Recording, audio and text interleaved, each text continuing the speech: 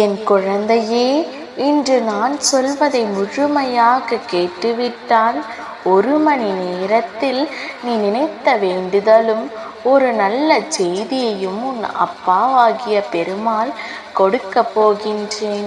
அதனால் நினைத்தது நடக்க வேண்டும் என்றால் இந்த அப்பாவின் வாக்கை முழுமையாக கேட்க வேண்டும்.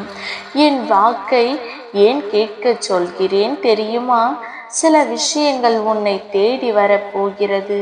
அதுவும் நல்ல விஷயங்கள் எல்லாம் வரப்போகிறது. சில தேவையில்லாத கவலைகளை எண்ணி அதை நீ வாழ்க்கையில் தவற விடாதே. அதனால்தான் என் பிள்ளை வரக்கூடிய மிக மிக முக்கியமான விஷயத்தை முன்னால் தெரிவித்து இதை நீ பயன்படுத்தி கொள்ள வேண்டும். வாழ்க்கையில் சில விஷயத்தில் உனக்கு ஏமாற்றம் நடந்திருக்கலாம், சில துரோகம் நடந்திருக்கலாம்.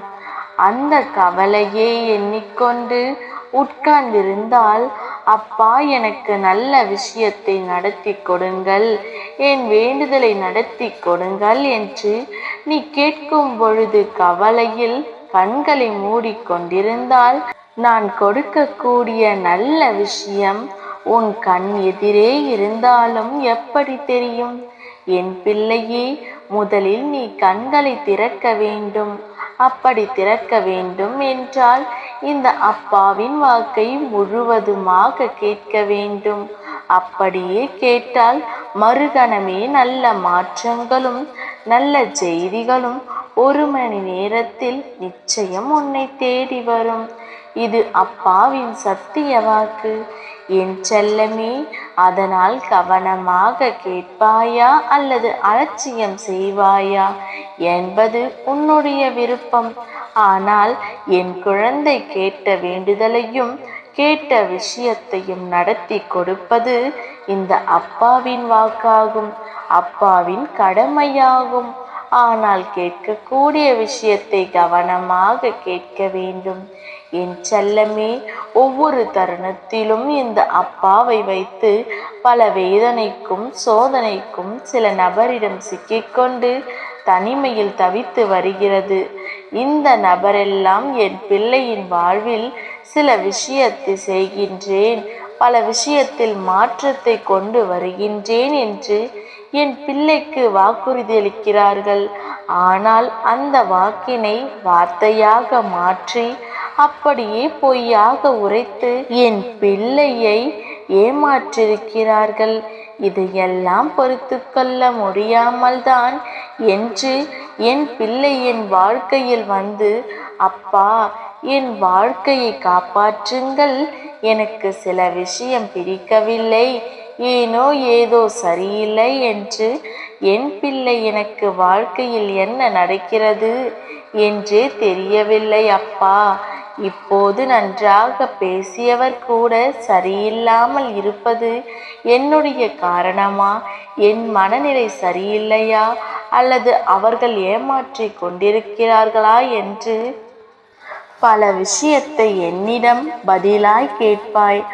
ஆம் என் பிள்ளையே, உன்னை நம்ப வைத்து துரோகம் செய்து ஏமாற்றி கொண்டிருப்பதால் தான் அதை துற்றம் என நினைத்து தூக்கி எறி. பிள்ளையே, உன் வாழ்க்கை முழுவதும் அது நரகமாய் மாறிவிடும் என்று நான் சொல்லி பார்த்தேன். ஆனால் நீ கேட்கவில்லை.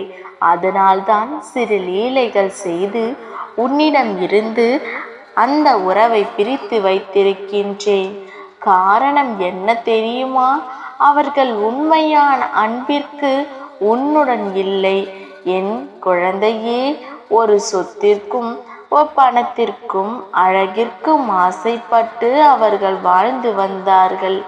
இப்போது அது குறைய குறைய இதைவிட எவ்வளவு பெரியதாக இருக்கிறதோ அடுத்த கட்ட மனிதரை தேடி சென்றிருக்கிறார்கள்.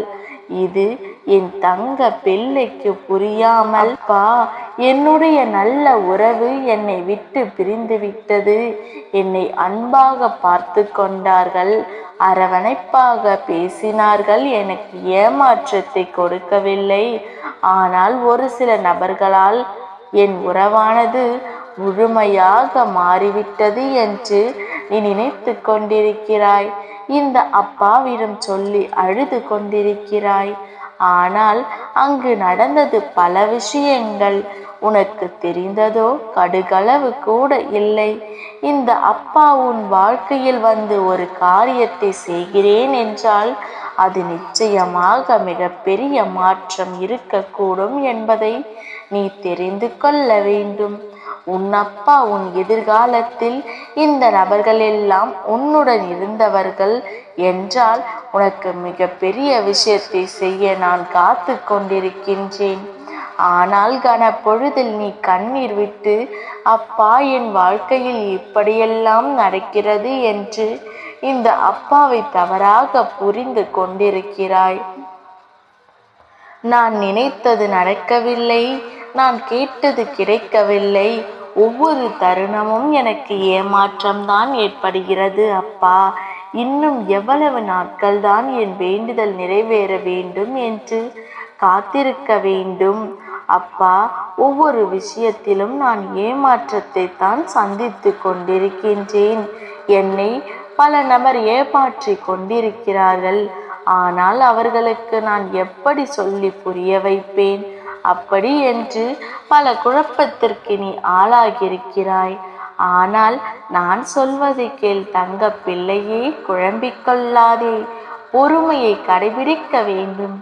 ஏனென்றால் பொறுமையில்தான் நல்லவர்கள் யார் கெட்டவர்கள் யார் என்று உன்னால் நிதானமாக புரிந்து கொள்ள முடியும். அதேபோல் அவசரப்பட்டு உன் வாழ்க்கை முடிந்துவிட்டது என்று எண்ணம் கொள்ளாதே. அதேபோல் கடைசி வரை இந்த கஷ்டம் நிலைத்திருக்கும் என்று அப்படியே முழுமையாக நம்பாதே. இந்த கஷ்டமானது உன் வாழ்க்கையில் உயர்த்தி கொடுக்க வந்திருக்கிறது. இந்த கஷ்ட காலத்தில் உன்னை சுற்றி இருப்பவர்களின் சுயரூபத்தை புரிந்து கொள்வாய். நீ அனைத்தையும் கற்றுக்கொள்ள வேண்டும். அடுத்தவர்களிடம் கையேந்தி நிற்கும் அளவிற்கு உன் வாழ்க்கையை வாழக்கூடாது. நீ என் குழந்தை தங்கமே. புரியாதவர்களுக்கு நீ கண்ணீர் வடித்துத்தான் புரிய வைக்க வேண்டும் அல்ல. உண்மையான அன்பு இருந்தால் வார்த்தைகளே பேசும், கண்களே பேசும். ஆனால் உள்ளத்தில் பணத்தாசையும் பொருளாசையும் இருந்தால் உன் உள்ளமும் தெரியாது, மனமும் புரியாது. அப்பேற்பட்ட மனிதரைத்தான் நீ தேர்ந்தெடுத்து விட்டாய். கவலை கொள்ளாதே. வாழ்க்கையில் பல தவறுகள் செய்தாலும் பலவிதமாக திருத்திக் கொள்ளலாம். ஆனால் செய்த தவறையே மறுமுறை செய்தால் அதை உன்னால் திருத்தவும் முடியாமல் சில விஷயங்களில் இருக்கிறாய். ஆனால் நான் திருத்துவதற்காக உன் வாழ்க்கையில் வந்திருக்கின்றேன். நிச்சயம் நடக்கும். பல நபருடன் ஏற்பட்ட கசப்பான விஷயங்களோ அதேபோல் கசப்பான அனுபவங்களையோ யாருடனும் அதிகமாக பகிராதே. அதுவே உனக்கு தேவையில்லாத பிரச்சனையை கொண்டு வருகிறது. நான் சொல்வதை கேள். எந்த கஷ்டமாக இருந்தாலும் உனக்கு நடந்த கொடுமை என்னவென்று எனக்கு தெரியும். எப்படி நியாயத்தை வழங்க வேண்டும் என்று எனக்கு தெரியும். அதேபோல் உன்னுடைய ஆழ்மனதில் என்ன தேவைகள் இருக்கிறது என்பதை உன் அப்பா நான் அறிவேன். இப்போது தன் குழந்தைக்கு எதை கொடுத்தால் சந்தோஷமாக இருக்கும் என்று எனக்கு தெரியும். உன் அப்பாவிற்கு உன் எதிர்காலமும் தெரியும். அனைத்தையும் உனக்கு செய்து கொடுக்கின்றேன். என் மீது நம்பிக்கை வை. தைரியமாக இரு, பொறுமையாக இரு என்று சொல்கின்றேன்.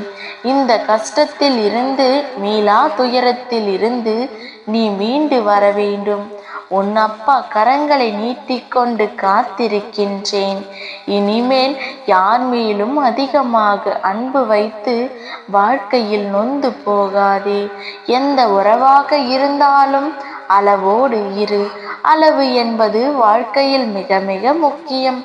அதனால் ஒவ்வொரு உறவிடமும் அளவோடு பழகு, அளவோடு பேசு, உன் கடமையை செய்.